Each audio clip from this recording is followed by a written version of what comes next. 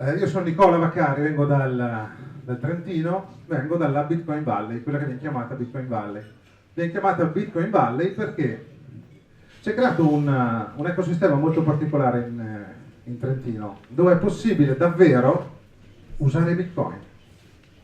Tutti quanti attraversano la fase che io chiamo il mio tesoro.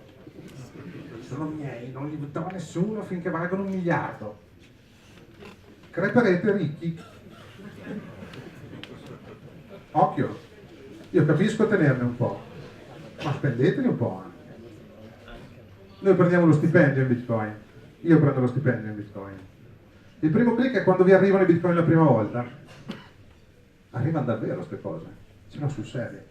Il secondo click è quando andate al bar e vi danno una birra per quei Bitcoin. È la nascita di una comunità come laboratorio dove si può provare un nuovo modo di vivere il denaro e il suo utilizzo. È una zona di sicuro che precorre i tempi, perché non ci sono altre zone di sicuro in Europa che permettono di avere un approccio così reale e giornaliero con il Bitcoin. Io riesco a passare giorni senza utilizzare euro.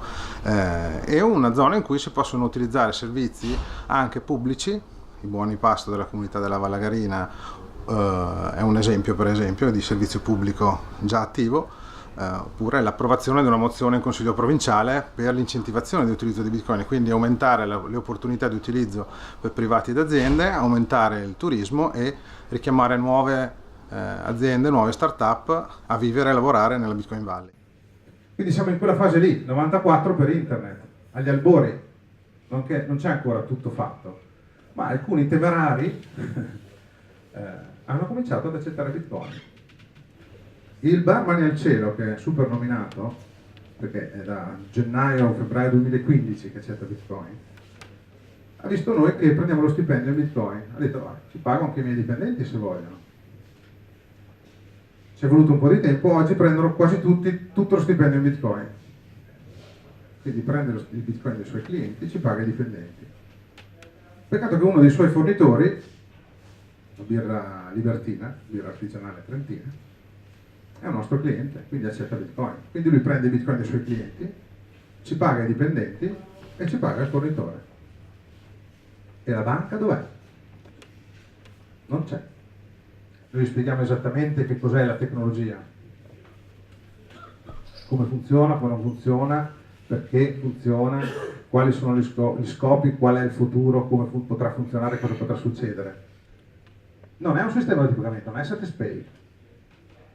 Non è una cosa che costa 100 euro ma tanto proviamo, è molto di più. E soprattutto in questa fase, soprattutto nel 94, servono persone che sappiano che cosa stanno facendo, che capiscono che cos'è questa rivoluzione. Perché senza armi non è una rivoluzione, è solo l'inizio.